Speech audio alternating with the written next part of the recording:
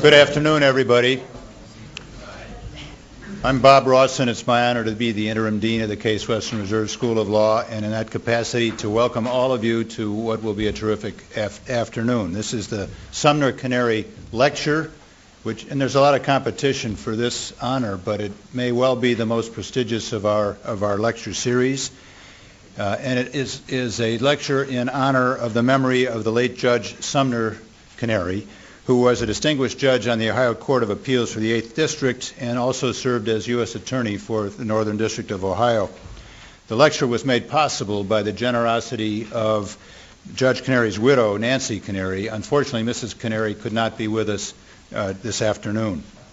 And it's my honor to introduce our Canary lecturer for this occasion, and he is Jack Goldsmith, who is the Henry L. Shattuck Professor of Law at the Harvard Law School. He served as Assistant Attorney General for the Office of Legal Counsel in the Department of Justice from 2003 to 2004, was Special Counsel to the General Counsel to the Department of Defense in 2002 and 2003. He also, before joining the government, clerked for Justice Anthony Kennedy on the U.S. Supreme Court, and before that for J. Harvey Wilkinson on the U.S. Court of Appeals for the Fourth Circuit, and Judge George Aldrich on the Iran-U.S. Claims Tribunal. Previously in the academic sphere, he taught at the Chicago Law School and at the University of Virginia Law School. He is the author of the New York Times bestseller, The Terror Presidency, Law and Judgment Inside the Bush Administration, about which the Los Angeles Times wrote, quote, an important book, a genuine service to national interest on several levels. He's also the author of several other books, including Who Controls the Internet, Illusions of a Borderless World, The Limits of International Law, and case books in foreign relations law and the conflict of law. The topic of today's lecture is the cyber threat. Hard to imagine a more timely topic given the, among other things, the current imbroglio between China and Google and all kinds of other multilateral issues in the area of Professor Goldsmith's expertise. Ladies and gentlemen, my pleasure to introduce Jack Goldsmith. Jack.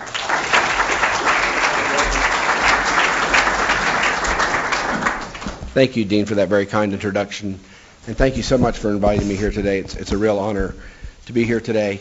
So I'm going to talk about the cyber threat, which I will explain in a moment. Basically, I'm going to try to explain what's been in the news about, there have been a growing raft of stories about cybersecurity, cyber threats, cyber attacks, cyber exploitations. I'm going to try to explain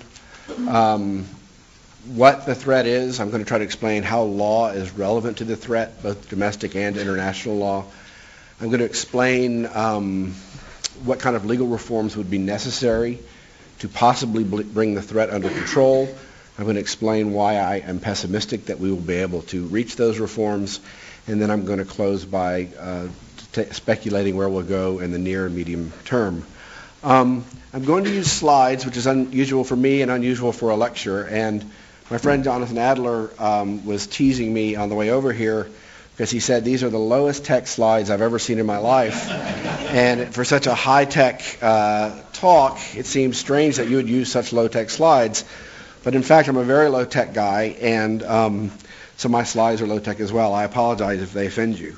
So let's start with a couple of pages of things that are in the news. And of course, the thing that's most prominently in the news on the front page of the newspaper today is Google deciding to shut down, or at least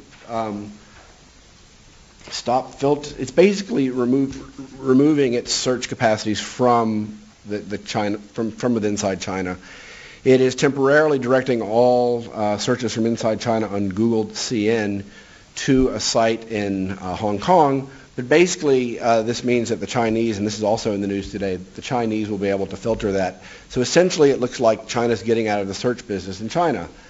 Now, why is China doing that? Why is Google doing that? They're doing it ostensibly because of an attack last December and January by the Chinese, or someone in China, I should say more specifically, on Google's computer systems, first in China, we think, and then in the United States. to both steal source code, Google source code allegedly, very important intellectual property that Google owns at the bottom of its amazing search capacities, and also to break into the accounts of human rights activists, the Google accounts of human rights activists. And Google, in an extraordinary act, went public with this. As I'm going to talk about, most firms that are attacked or exploited on the internet don't disclose it. There's a powerful incentive not to. Google did disclose it. It's not clear why. It may have been charitable, it may have been benign motives, it may not have been. But they disclosed it, and ostensibly one of the reasons they're leaving is because of this cyber threat. And this, a lot of people, this cyber attack by the Chinese, and I'm going to talk about the Chinese because we really don't know who did it yet. And that's part of the big problem in this area, is the so-called attribution problem. In any event, that's been in the front page of the paper. That's a very important cyber attack story. Some others that I'll run through more quickly. It was reported, you probably heard about our amazing drone capacity and the capacity of these unmanned aerial vehicles to circle for 24 hours above the skies without a pilot, with a pilot located in a room in the United States somewhere, having amazing sensors so we can have as close to omniscience on the battlefield as we've ever had before. And it turns out that the Iraqi insurgents were downloading the feeds from these amazing robots that we have in the air. At last December, it was disclosed that they were downloading the feeds from these drones onto their computers with a piece of $26 software. And this raises a larger issue, and again, I'm going to circle back to this, but our military has, in the last few decades, committed to something it calls net-centric warfare, which is basically, to make a long story short, the computerization and the interconnection of computer systems and telecommunication systems within the military so that everything is interconnected to everything else. You can leverage power in a lot of ways if you do this, and this is one small example, but it also exposes you to enormous vulnerabilities, which we're just starting to realize in the last few years. Another matter in the news was the cyber attack by North Korea on U.S. and South Korean governmental websites last January, a denial of service attack. Basically, it was a botnet, which I'm going to talk about, sending thousands and hundreds of thousands of messages to certain websites and crashing them. Now, I say it was by North Korea, but again, we still don't know where the attack came from 8 months later. It was reported that it came from North Korea for the first few weeks, and then a few weeks later they said, well, maybe it was actually a computer in Miami where it started. And this is a giant problem in this area, and it's one of the themes of this lecture, is that attribution, as this problem is called, knowing who and what and which government, if any, is behind these attacks, is very hard to know with certainty. And if you think about that for a moment, if something really bad can happen to you and you have a hard time knowing who did it, then it's very hard for law and deterrence and most of our traditional conceptions of defense and regulation to work. And this is one of the big challenges that cyber presents to us. A spokesman for the Director of National Intelligence said last April that we have seen Chinese network operations inside our electricity grids. They've seen software agents that they think came from China inside the computer systems associated with our electrical grids. They don't know why they're there or what they're doing. They don't know if they're just snooping around or planning an attack later. There was a software breach last year in the Joint Strike Fighter program, which is a $30 billion, the most expensive fighter military procurement program we have now. Excuse me.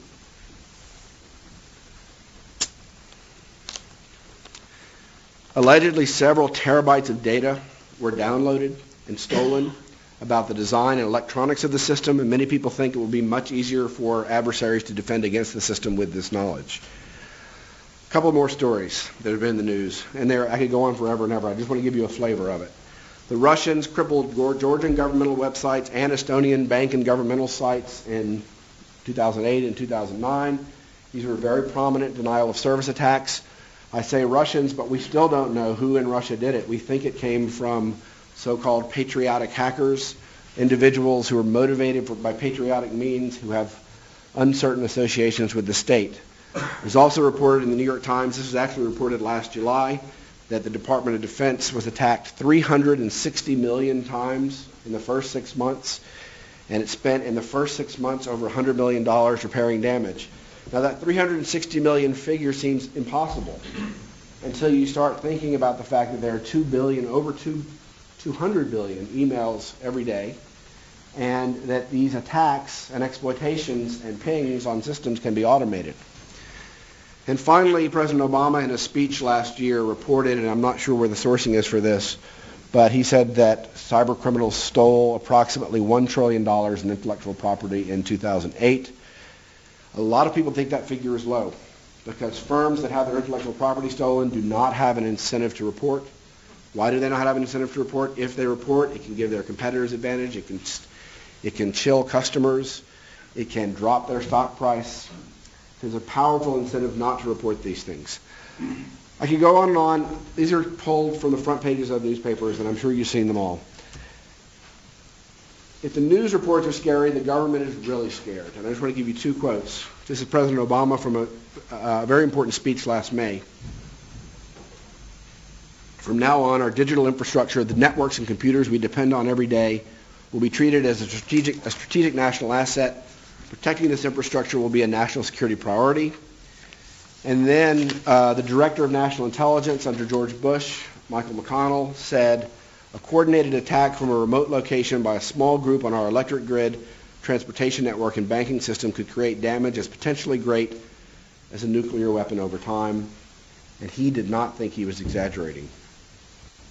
So this is what I'm going to talk about today. What is going on here? What is all this about? Is it real? Why is this happening? And what, if anything, does law have to do with it? I'm going to try to focus on the legal aspects of this. There are many, many other issues that I will touch on that are related to this, technological issues, economic issues, social issues, educational issues. There are many dimensions to this problem. I've never encountered in my life anything with near this complexity. I'm going to try to focus my talk on what law has to do with it. So this is the outline. I'm going to give you a few slides of background about the nature of the technical problem and the nature of the characteristics of the problem.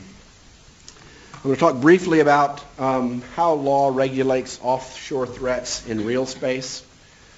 To give you we suffer all sorts of threats and attacks from outside our borders, and law deals with these fairly effectively. I'm going to run through that before I show you in the third part why I think that there are enormous gaps in legal regulation for the cyber problem. Then I'm going to walk through some of the more obvious reforms that need to be done and explain why they are hard to do politically and economically, and then I'm going to close by talking about the future.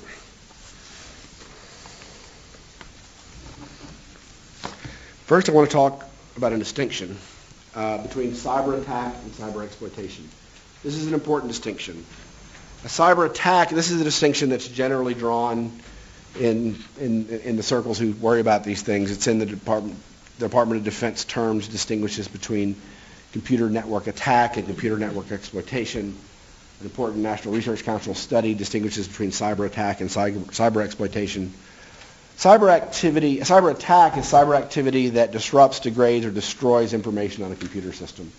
It's basically some kind of agent that gets into a computer system that does something bad to the data, that corrupts the data or the experience of the data. So, for example, banking data can be destroyed or corrupted in a way that we lose confidence in the banking data. That would be an example of a cyber attack. Military command and control system could be interrupted so that the command could not communicate with the soldiers in the field.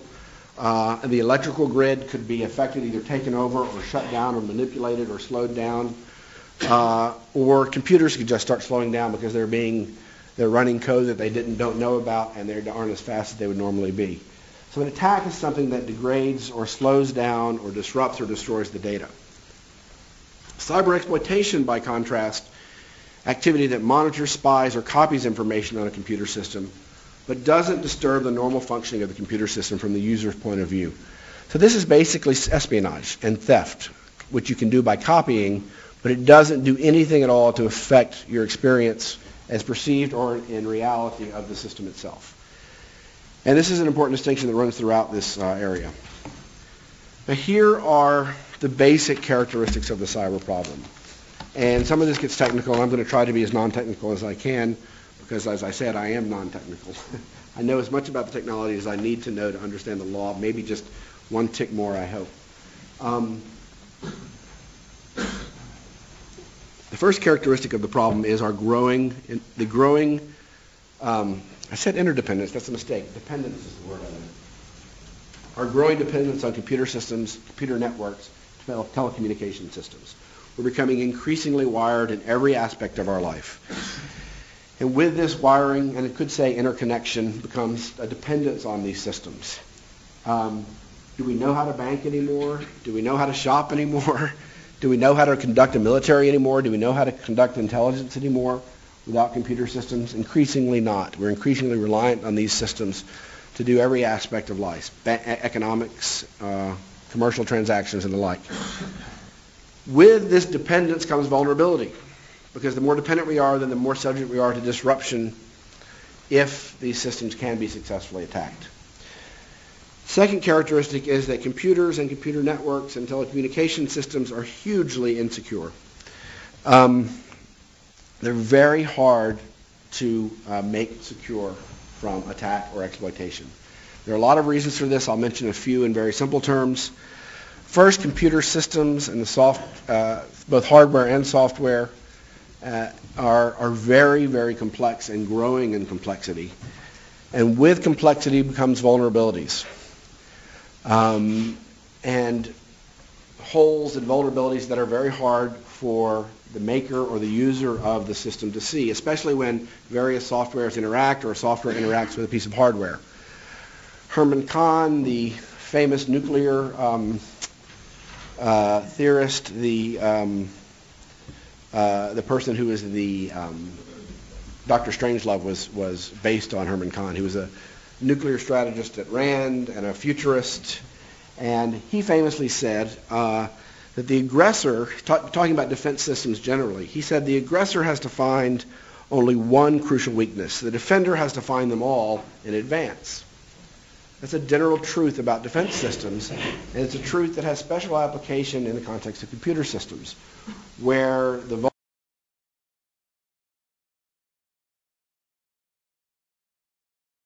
cannot find them all in any complex system. And there are potentially many more eyes on the attack than there are on the defense, and that, among other reasons, is why they're so hard to secure. Also, we've all experienced this. The internet was developed so that the network itself would be dumb. It would be an open system, easy to get on. You don't have to give any credentials. You don't have to give your identity. You can send anything along it. No one, in theory, is going to be monitoring it. And all the complicated stuff happens at the computers on the end, where the end users are. And people who control the code can be tricked into doing very dangerous stuff. If this can happen to Google, and it was a phishing attack, i.e. the way that we think the Google attack happened was that someone who had learned a lot of information about some email recipients sent an email to someone at Google pretending like they were someone else. And there was an attachment. You get this all the time in your spam, and you're supposed to know not to click on the attachment or click on the web link if it looks like a suspicious link. This is exactly what happened in Google. They clicked on something that downloaded some software that took over the machines, unbeknownst to them for a while. So computers are very hard to secure. Because of this, offense, everyone thinks, has a natural advantage over defense. Another characteristic of the cyber problem is that distance is obliterated. To do an attack on something in the United States, you do not have to be in the United States. You can be on the other side of the world, and at the speed of light, you can be in the United States on a computer system, on the internet. What that means is that, we'll get into this in a second, the natural defenses served by distance and geography are eliminated in this space. Another very, very important characteristic of this problem is, as I've said already, the attribution problem. Now, there seems to be a paradox here because I said we have a hard time attributing the source of attacks, and yet we think that the Google attacks came from China, and we think that the Estonian attacks came from Russia. Those attacks were very, very prominent attacks. We have a pretty good sense through some very sophisticated traceback processes. I mean, Google, which is one of the most sophisticated companies in this space that there is, called in the National Security Agency, who is the agency in charge of signals intelligence and surveillance for the United States government, to help them figure out where this came from. But even if you can trace it back to a computer in a particular country, which we can do sometimes, but often not, Because as in the North Korean case, we thought we traced it back to a computer in North Korea, and after a couple of weeks more work, it turned out that that computer in Korea was actually triggered by the computer in Miami, and they still haven't figured out whether the computer in Miami was triggered from somewhere else or not. But even if you can, with confidence, attribute the attack or the exploitation to a computer in a particular geography, that's only the beginning of the task, because you don't know who the person behind the computer was. You don't know if that person in China behind the computer was in fact someone who's a Chinese citizen, or who's just a private person who is a Chinese citizen, or if that person is associated with the Chinese government. All of those distinctions matter potentially for the law and for your ability to strike back. Attack and exploitation, as I said earlier, is automated and unbelievably fast. Here's an important point. Attack is hard to distinguish from exploitation. We can see sometimes that someone has placed a malicious computer agent inside a computer system.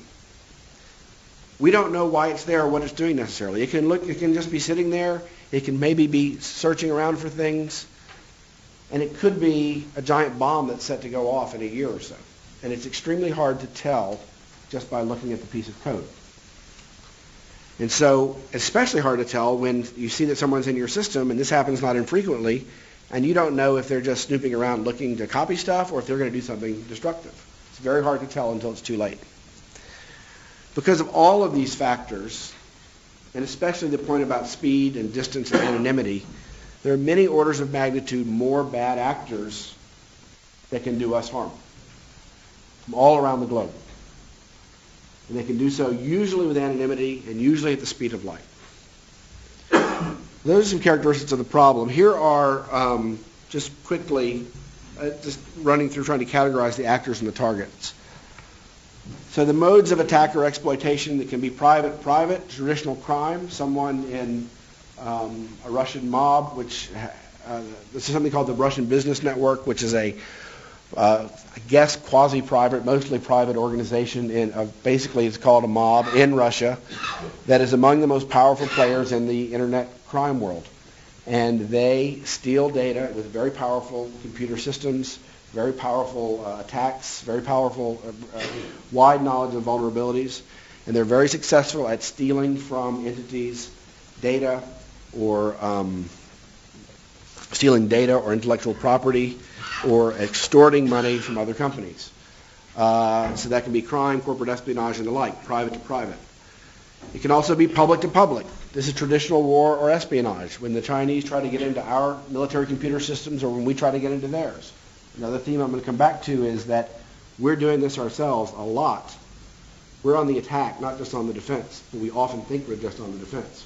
And a big part of the problem here is we are part of the problem. That's where I'm going to come to in the end. So there's a public dimension to this. There's a private public dimension. Patriotic hackers I've already talked about. It's probably the case that the attack on Google was done by private persons in China that had an uncertain relationship to the Chinese government. And this is true in the United States as well. We have lots of patriotic hackers here who are trying to infiltrate Chinese computer systems to break down their censoring mechanisms. Terrorists we're increasingly worried about. For many years, government officials didn't worry about terrorists as much because they didn't seem to have the capacities. But with the growth of organizations like the Russian Business Organization, people are more and more worried that terrorists can simply go on this flourishing black market of cyber attack weapons and cyber vulnerabilities and just buy stuff to do bad things against us. And finally, public-private, China infiltrates Google. And the points of attack and exploitation we're most worried about are military and intelligence systems, critical infrastructure, communication hubs, domain name system, and private industry systems and data. Okay, how does law regulate? So I'm now going to talk briefly about how law regulates offshore threats in so-called real space. The first bullet point is not a legal point. It's that geography, especially, is a natural barrier to most crimes and most military attacks and to most espionage.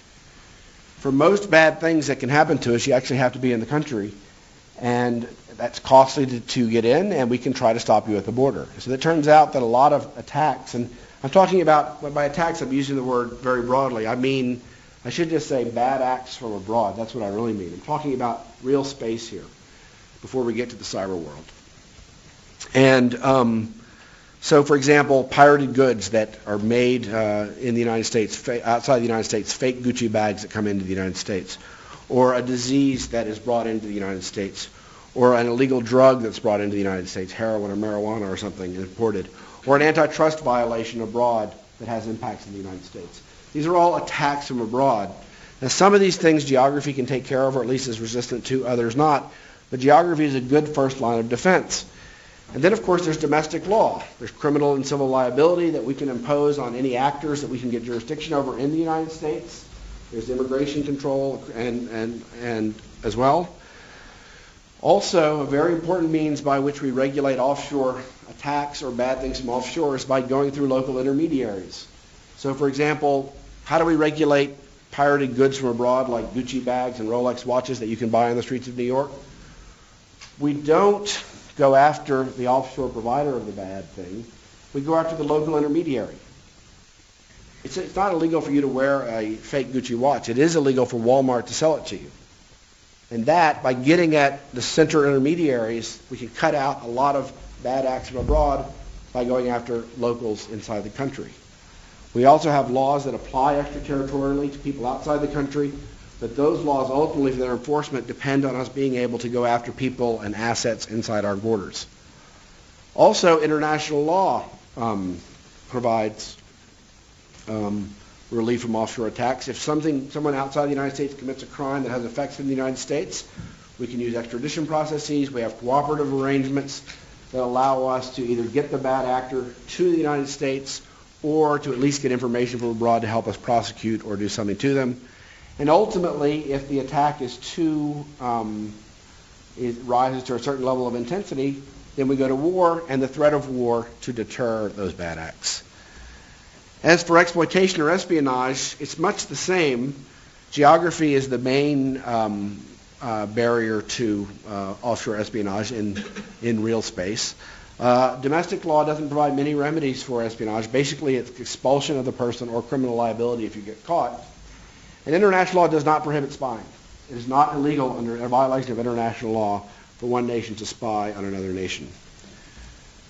Okay, so how does those modes of regulating offshore threats, how does it work in the cyber world? There are four basic gaps. First, geography is no barrier, or at least not much of one. It's a trivial barrier. System defenses are weak for reasons I've already explained, and now I'm going to turn to why domestic law and international law are largely ineffectual. Domestic law is largely ineffectual to deal with the cyber problem because the bad actors are mostly abroad, we think. Much of the time, we don't know where the bad actors came from for their cyber attacks or cyber exploitations. If we can figure out that we're pretty sure it came from a computer in another country, there's not much that we can do about it because they're abroad. I'm going to talk about in a second why international law doesn't do much for us. So the biggest problem is that these attacks can come in huge waves from someone abroad that we often don't even know who it is. Intermediary action doesn't work here. Intermediary action is actually fairly robust. I wrote a whole book called Who Controls the Internet that was about how states can actually control a lot. They can regulate illegal digital goods from abroad through, one of the themes was through intermediary regulation. So we can do a good job of regulating copyright by making copyright violations from abroad that it might appear in the United States. By threatening Google, they better not allow that to show up on their search engine or they will violate the Copyright Act. And in fact, Google searches do not show you everything. They in fact filter things out a lot. That's one way that we regulate the internet. Another way is through financial intermediaries. Want to fix the offshore internet gambling problem? Go after Visa. That works. Or the other intermediary payment systems. And so forth and so on. So intermediary action works with many internet transactions to prevent offshore bads, but it doesn't work well with the cybercrime problem because, especially for an attack in which there's no attempt to extract money, just want to cause damage, then it's hard to have intermediary action when the attack is coming embedded in billions of communications in a little piece of code. And for exploitation, it's the same thing. It's hard to use intermediary regulation to stop a cyber exploitation from abroad. And extraterritorial regulation doesn't work for the same reason. So basically the tools we have for regulating offshore attacks, the domestic tools we have, don't work very well with regard to cybercrime and cyber exploitation. And nor do they work very well nor do the usual international law tools that we have work very well. I'm going to start with the second bullet point. These attacks happen so fast and attribution is so hard, and we have terrible cooperation agreements. They're getting better, however, but terrible cooperation agreements with officials in other countries to actually find the person, collect the evidence before it's too late, because you can clean up the tracks of the crime pretty quickly. So that's hard because it happens so quickly, because we have poor cooperative arrangements. We don't know who the actors are. Also, the first bullet point, even if we can find the actor, we often can't extradite them. There's a principle called double criminality in extradition treaties, which requires, as a prerequisite to extradition, that the person who committed the bad act outside the United States, that constituted a crime inside the United States, it has to be a crime in both countries, both the country that we're trying to extradite from and our country. In many countries, this is changing, but many countries don't have laws that allow for extradition for someone that commits a computer crime. And the famous example is the I Love You virus that caused $15 billion worth of damage, I think 10 or 15 years ago. We knew who it was. It was a 22-year-old kid who was playing around, but we couldn't extradite him because what he did was not illegal in the Philippines, and therefore the double criminality principle wasn't satisfied, therefore we couldn't extradite. There's something called the Cybercrime Convention. I'm not going to go into the details of it, but it tries to overcome these problems. It tries to overcome the international cooperation problems from cybercrimes from abroad. It's largely a failure. And it's not a terrible thing. It's a step in the right direction, but there aren't many nations who have ratified it. And the definitions of the crimes for purposes of double criminality are pretty vague. And the cooperation agreements that it sets up are all helpful, but not terribly helpful for the bulk of cybercrimes. And cyber attacks, I mean. There are also legal gaps in international law. The UN Charter is the main form of international law that regulates war, effectively. It's not called war anymore, it's called force or attack. But those very words which are in the Charter, Article 2.4 of the UN Charter prevents one country from using force against another. And Article 51 allows you to act in self-defense if you are attacked. Now both of those words, force and attack, were designed in a kinetic world for kinetic problems. They were not designed for cyber problems. And the cyber problem doesn't fit neatly into the UN Charter paradigm. So here's some questions that we don't know the answer to, but it makes it hard to know what role the UN Charter plays. When you have a cyber event in another country, does there have to be some kind of kinetic effect before it's a use of force? What level of kinetic effect? What happens if you're just spying without any damage or denigration? Traditionally, that's been lawful under the UN Charter. It's not prohibited by the UN Charter. But now espionage is enabled to such a degree, it's such a different beast that some people think maybe it should be called a use of force. What if there's mere economic damage caused by a cyber attack that doesn't rise to the level of physical or kinetic damage? What if, for example, so instead of taking down the air control system that would cause planes to crash and cause kinetic damage, what if the foreign attacker degraded banking information that made us lose confidence in a certain banking realm or in a stock exchange or something that caused massive economic damage but no physical damage? Would that be a use of force? And so forth and so on. It's very hard to translate the cyber world into the kinetic world of the UN Charter. It's also very hard to translate the cyber world into the other half of international law that regulates conflict, the jus in bello, which is the law that regulates how armed conflicts take place. So two important principles of the jus in bello, this is the laws of war, the Geneva Conventions, they're otherwise known as. The Geneva Conventions are important aspects of the laws of war, of the jus in bello. Two important principles of the laws of war are the principle of distinction and proportionality. The principle of distinction says military operations can only take place against military objectives and not against civilian targets. Principle of proportionality says that any collateral damage on civilian targets, that's acceptable if it's not disproportionate to the military advantage gained. So you have to be able to calculate in some terms what the likely consequences for non-military targets would be before the attack is legal. There are lots of problems with applying this in the cyber world. The first one is our friend the attribution problem. It's hard to know whether you're attacking a civilian or a military target. In fact, sometimes they're the same thing. Because of the second point, the intermingling of military and civilian networks. 90 to 95% of Department of Defense communications take place over private networks. Verizon backbone, AT&T and the like. Is that a military target because of that? Also, another problem is that, this is a big problem, is it's very hard to predict the outcomes of a cyber attack. Attacking one system can have uncertain and unforeseen and sometimes massive consequences for connected systems. There can be indirect and cascading effects. One example in the news recently on this is that the New York Times reported that the Bush administration contemplated, in the run-up to the war in Iraq in 2003, contemplated basically taking down and destroying Saddam Hussein's family's bank accounts. I'm not sure what purpose that would have served, but that was being contemplated, and they decided not to do it because they weren't sure if what the effects would be on other banking systems throughout the world. They couldn't be sure about the effects, so they didn't do it. I'm going to skip the deterrence. We can talk about that afterwards if you want, because time is running short. The bottom line is that there are untold thousands of unpunishable, undeterrable, very dangerous bad actors around the globe who are enabled by cyber. There's a large gap between domestic and international regulation and what it can do and the threat that's posed. Many of the most prevalent dangerous threats fall in these gaps. And the thing that I actually think is more worrisome, and if you go back and read what's in the paper, the thing that, and this is true of the Google episode, we think, it's not cyber attacks, it's cyber exploitation. We're having things stolen left, right, and center from us. Our most valuable assets are embodied in information on computer systems that are being stolen at an increasing rate. And I think that is the greatest danger presented by the cyber threat. Okay. Why legal reform is hard. So if you go back, and the government every 3 or 4 years does a study of the cyber problem.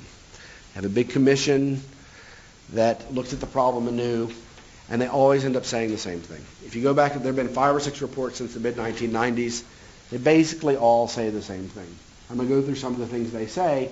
We know what we need to do along some dimensions to increase our defenses and lower the possibility of something really bad happening. But we can't do it for political and economic reasons because nothing terrible has happened yet. It's a familiar dilemma that democracies face. So the security levels in computer systems in the private sector are actually quite important. We are part of the problem. Individual computer users are part of the problem because our computers are insecure. And our computers, we don't, I mean, most of you probably have some sort of virus protection software. Maybe you have a firewall. But you could still be part of a botnet and not know it, and you probably wouldn't care as long as it didn't affect the functioning of your computer for your purposes.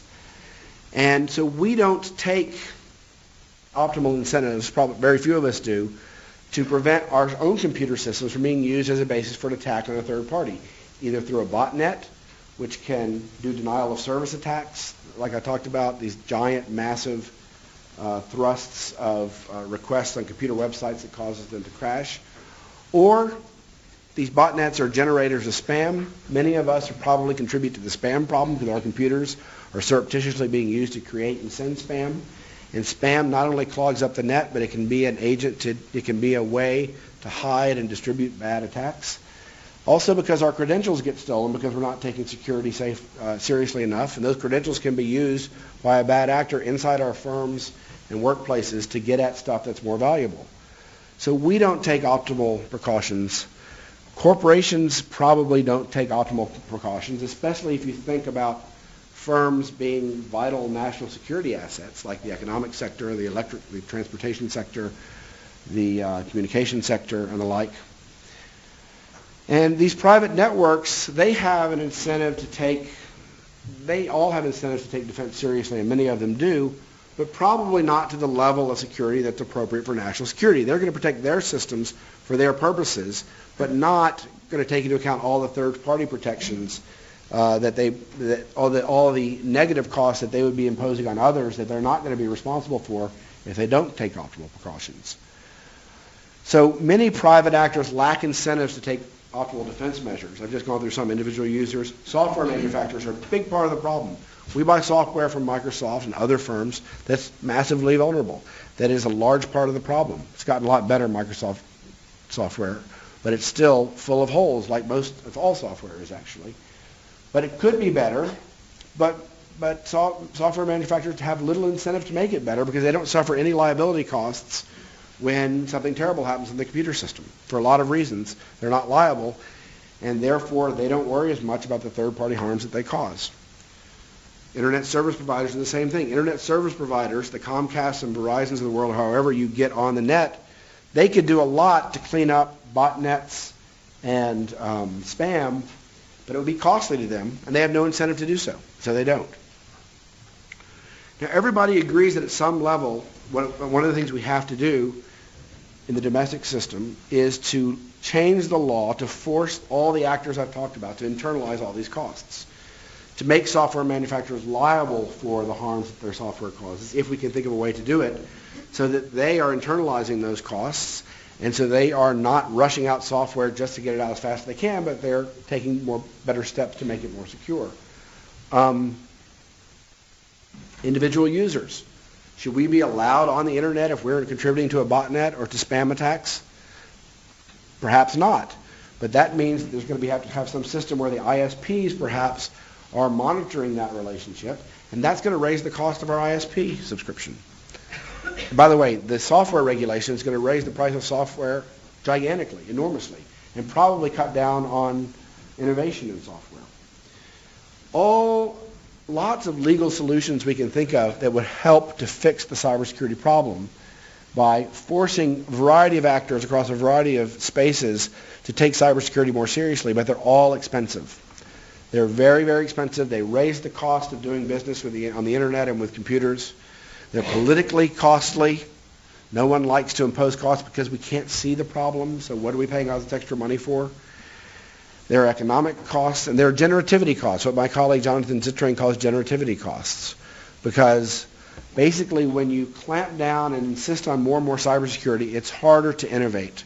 Because, not only because it's more expensive, but because when the computer systems become more controlled and more applianced, as he calls it, then it's hard to introduce innovation. He's written a wonderful book about that called The Future of the Internet and How to Stop It. So domestic law fixes are hard politically, economically, and from the perspective of innovation, and therefore we haven't done them. Another thing that we might do that is enormously controversial is to have the federal government inside the networks looking for bad agents. Now, one way of describing the problem of the cyber threat is that the U.S. government normally has access and control over the channels of military attack on the homeland. If something is coming at us by air, sea, or land, the government has the authority to regulate that, to stop whomever it wants, and to strike them down if it needs to. It has complete access to those channels of attack. It doesn't have access to the cyber channels of attack. The cyber channels of attack are owned and controlled by private companies, telecommunication firms primarily.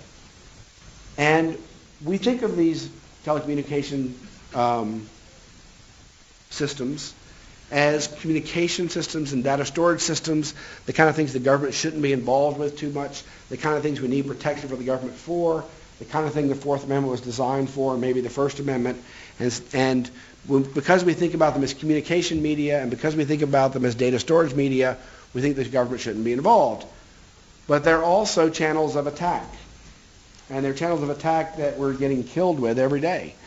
So some people think that the government should be in there working with the Verizons and the AT&Ts of the world, doing their best to come up with, and there are all sorts of systems that can try to do things like this, intrusion detection, intrusion prevention systems, cooperating with the private sector to try to find and preempt and stop and shut down malicious attacks. Now, Unfortunately, the government agency best equipped to do this is a government agency called the National Security Agency, otherwise known as no such agency because it used to be so secretive.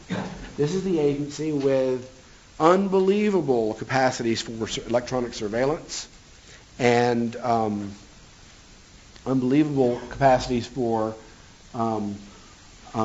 finding and stopping malicious computer attacks. But because of those unbelievable capacities, people are afraid of it. This is the same agency that was involved in the very controversial terror surveillance program. And we've had a very strong cultural/legal sense that the NSA should not be operating in the homeland, that its giant ears should be out there doing other things but not operating in the homeland. And that is a major hurdle to having them do the things that we need to have them do in our networks to keep us safer. For reasons I can go into in question and answer if you want, I don't think the Fourth Amendment is a hurdle. I think politics is a hurdle, but it's a very, very large hurdle for obvious reasons to having the government heavily involved in monitoring the network for malicious agents. International law fixes are also hard for reasons I've already explained. First of all, it's hard to attribute, as I've said many times. It's hard to reach an international agreement with other nations about how to fix this problem because there are just too many actors, public and private. And we don't know who they are. We don't know if it's states or private actors. Because of the attribution problem, it's very hard.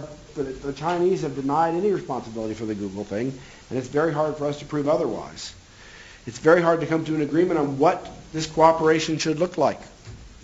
We have radically different ideas than, say, the Chinese, just almost diametrically different ideas about what type of things it's appropriate to stop and what kind of things it's appropriate not to stop. Whatever agreement we could reach, verification would be nearly impossible because of the attribution problem. Hard verification. And finally, and a very important point, we are the problem. Our government and our country is the problem because we are the leading source of cyber attacks and cyber exploitations. I'm not joking. You read in the newspapers about how worried we are, how terrible it is what the Chinese are doing to Google, and how terrible it is about all these attacks on the Department of Defense, and how terrible it is that we're having our software from our military systems sucked down by some foreign government or foreign entity. There was a survey a couple of months ago by McAfee asking technology experts from critical infrastructure systems around the world where was the biggest source of computer network attacks. The United States won. And it's true. We have the biggest or the near biggest botnets. Our computers are the least secure and the biggest source of botnets. They're the source of a lot of these attacks. We are a leading source of hacktivism. Hacktivism is private parties doing something that they think is right against a computer system somewhere else, but that's called a cyber attack. What we think the Chinese are doing to Google, when my colleagues at the Berkman Center, my friends at the Berkman Center, try to help firms in China defeat the censors in China, the Chinese see that as a cyber attack, and it is a cyber attack, and it is a cyber exploitation. And we're heavily in that business. Hillary Clinton gave a speech a couple of months ago about how terrible cyber attacks were and how we had to do something to stop them. And 6 paragraphs later, she started talking about subsidizing hacktivists to fight back and didn't even see the connection. We have the most robust, by all accounts, and aggressive surveillance system. The National Security Agency is all over the world, inside people's computer systems and listening to or at least listening to communications and often inside computer systems. And although it's highly classified, by many accounts, we have the most powerful and sophisticated offensive weapons, and we've been using them. It's very hard, and I really think this is the biggest part of the problem in terms of international cooperation. We in this country have not begun to take seriously all the things that we would have to do in cutting back on our offensive capabilities to get any kind of reciprocal cooperation from other countries in doing so. We haven't begun to have that conversation. Last slide, the future. So this is, for what it's worth, where I think we're going. First of all, we're in a giant invisible arms race right now. And I mean giant. And it's not just an arms race between countries to develop better and better offensive attack and exploitation weapons. It's also individuals. It's also big organizations like the Russian Business Organization. There's a flourishing, unbelievably flourishing black market, as I said, in cyber attacks and vulnerabilities. And the problem is getting worse very quickly because the bad guys have found ways to monetize this and to make money off of it. And so every report that comes out, and I can't verify these, but there are enough of them from enough credible sources to suggest that the problem is getting worse very quickly. And we in the United States are heavily and quickly and massively investing in our offensive capabilities as well. So as far as I can tell, this is the U.S. strategy. Basically muddle through until there's a big cyber event. Until we have a cyber 9/11 or, as Richard Clark called it, a cyber Pearl Harbor, I don't think we're going to take this problem seriously. There's just not the political will to take the difficult steps we need to start acting more intelligently and responsibly in computer systems. The second thing, I follow what's going on in Congress, and Congress hasn't done too much on this in terms of changing and improving laws, which are quite antiquated. But it seems like Congress is going to do what it usually does when there's a big national security problem and it doesn't know what to do. Delegate open-ended authority to the president, who ends up doing things in secret. And as far as I can tell, and I used to be in the government, but I'm not revealing any classified information. I don't know anything about this. Most of the progress is being made in secret. There's something called the Comprehensive National Cybersecurity Initiative, CNCI, that the Obama administration has released an outline of. It's very highly classified about what the government's been doing very aggressively to deal with the problem. It's happening in secret. We don't know what's going on. Here's one hint of what's going on. The National Security Agency is building a 1.5 billion, 1 million square foot data storage entity in Utah for cybersecurity. That's all we know. We have no idea what they're doing. But that we know. They're doing something, I promise you. We're going to enhance resilience. In other words, try to take steps for our most important data and most important computer systems to try to make them harder to breach, and if they are breached, to try to make it more difficult to do something bad to them. Suggestion in the Wall Street Journal today, this morning, there was an article about how the State Department has begun an initiative to try to hold other nations responsible for attacks that originate from their borders, even if they claim not to know about the attack and not to be responsible for the attack.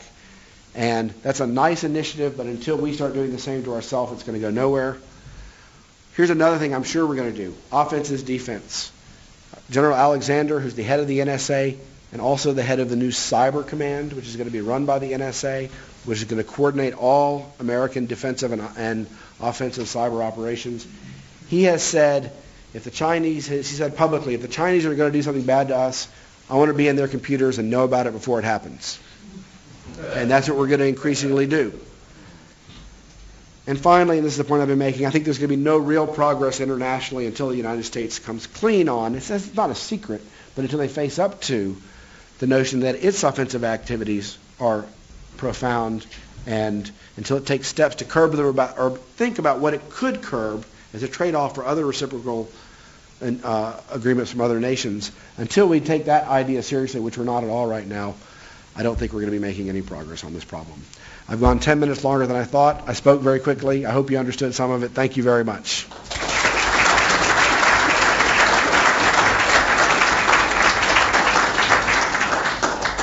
We have a few minutes for questions. There are microphones circulating, so please wait until the person with the microphone finds you.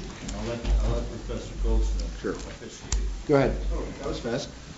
I understand that is it the 24th Air Force that's been created? Are you familiar with that? And how does that relate to the NSA? Well, I don't know the name of it, but each of the military services have their own cyber units, and I think the 24th Air Command is the cyber unit now for the Air Force. I thought it was they were claiming control over. They should be the. Yeah, I'm not 100% sure. I think that was the Gambit, but it was announced last October. That was the Air Force was ahead of everyone else in this, and they were ahead of the game. And there was a Gambit made, I'm dim on this, but there was a Gambit made by the Air Force to be the operational center for our cyber activities within the military. But Cyber Command, under the direction of the NSA, was tentatively set up by Secretary of Defense Gates last October, and they're going to be the agency, led by General Alexander, coordinating our offensive activities. It hasn't fully been operationalized yet. I just learned that he's going to have his confirmation hearing soon. We'll learn hopefully a lot more about what Cyber Command is about then. We don't know much yet. Yes, over here and then over there. In 2003, there was a major power outage in the Northeast, and in 2001, we had the attack on 9/11 that shut down one of 4 major arteries leading to New England, and an area of Manhattan the size of downtown Cleveland. And I'm wondering, in a cyber attack, and we survived those, I'm wondering, in a cyber attack, what is the physical threat or the real dramatic? So what does McConnell mean? What could he possibly mean when he says that the attack could be equivalent of a nuclear attack? What could he mean?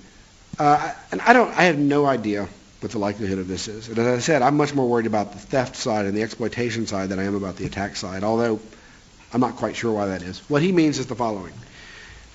When the markets were seizing up 2 years ago, when people didn't trust the numbers and the economy was going in the tank and everyone thought we were on a rolling, it was going to get much, much, much worse than it actually was, that's the kind of thing that could happen if all of a sudden, if the SWIFT interbank transfer system, by which trillions of dollars every day are transferred around the globe, if that became, it's all done by computers, it's just all digits, it's all bits, all of our economy is grounded in bits. If we lost confidence in that because that data somehow became corrupted, the ripple effects throughout our economy would be devastating. And people would stop transacting out of uncertainty, the fear is, in ways that would make what happened 2 years ago look like child's play. That's one thing. Another thing that could happen, and I'm really not expert enough to assess the likelihood of this, but our electrical grids are and are increasingly connected to the internet. And if the electricity went out not for a couple of days, but for a couple of weeks, that would be massive, massive, maybe not to the effect of a nuclear attack, but a massive setback to our nation. Those are the kind of things he worries about. Again, I don't know how to assess that. And it's very hard to assess. And the truth is that experts disagree. But that's the kind of thing that he worries about. Yes, sir.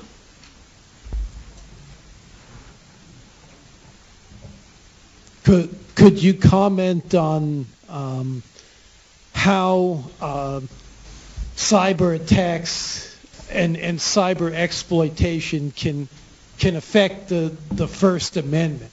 Like if a person knows that their computer is going to be destroyed by hackers if they access certain websites, isn't that a way to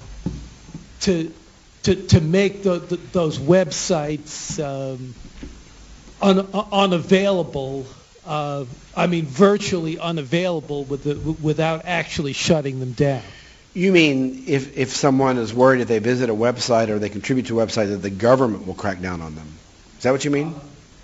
Well, I mean, whoever it is that's hacking, if they're from the government, if they're those who are sympathetic to the government or sympathetic to certain ideological principles. So it's a hard question to answer, but in general, I would say that the First Amendment primarily regulates government regulation of speech and not private regulation of speech.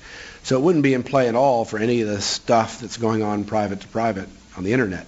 There is a worry that if something like, if the NSA gets in the business of copying every communication that goes on in the United States for purposes of doing a cyber analysis, there is going to be a First Amendment worry. The main worry is the Fourth Amendment, illegal searches and seizures or unreasonable searches and seizures. But there's potentially a First Amendment problem there as well if people are chilled from certain activities because they think the government is cracking down on certain forms of speech. But that is not the primary problem, in my opinion. Yes, sir? Enjoyed your talk. Now, my question is, you talk about like a nuclear, the equivalent of a nuclear attack by shutting all the grids down. That was McConnell. That was me quoting the Director of National Intelligence. Now suppose it happens. Should we respond by actually using bombs, or should we respond in kind by doing the same thing to them, by shutting down the grids? It's a great question. And it's a great question. Thanks. And I was on a National Research Council study with a lot of fancy people that know a lot more about this than I do. And we couldn't come up with an answer to that question. It would depend, but part of the problem is, first of all, there's no legal or other requirement that you have to respond to a cyber attack with cyber. And a better way, I've been thinking about this problem and talking about it artificially as if it's only happening in the cyber realm, but of course you could respond to a cyber attack with a kinetic attack. You could drop a bomb on someone in response or to deter them from doing so. You could respond in the cyber world. So let me just say two scenarios. I don't have a good answer. The big problem we have is if we know if something bad is happening, let's say that something terrible started happening to the electrical grid, and we had a pretty good sense that it was coming from China. The problem is we don't have nearly the same confidence. The slide I skipped about deterrence and nuclear weapons. In the nuclear world, we could tell where the missile was coming from. And therefore it made retaliation relatively easy, and that made deterrence and deterrence strategies and legal strategies relatively easy. Deterrence is much harder here, and responses are much harder because the attribution problem is always going to be hard. And then there's the question of, well, what would we do, actually? Let's say it wasn't a devastating attack, but let's just say that it was just a really massive economic attack by the Chinese on some stock exchange or some bank that caused hundreds and hundreds and hundreds of billions of dollars of losses, just like that. Well, would we drop bombs on the Chinese? Would we kill people because of that? Some people think we should, some people think we shouldn't. It's hard. And these are things that the government does not have answers to. It's trying to sort out. They're very good questions. That's all I can say. We've reached the bottom of the hour, so please join me in thanking you. Thank you. Sorry, Professor Goldsmith, even though your subject was a threat from something we can't see, yes, that's the we problem. thought you might like to have something tangible to remember. Thank you very much. This is a small token I of our appreciate it. appreciation. Thank you very much. Thank you. Thank you. I'm happy to answer your questions. We have a reception which occurs right behind us in the rotunda, so please join us for the reception. If you have additional questions, I'm sure Professor Goldsmith would be glad to address I'll be them. happy to take your questions. Thanks, Jeff. Sorry, No.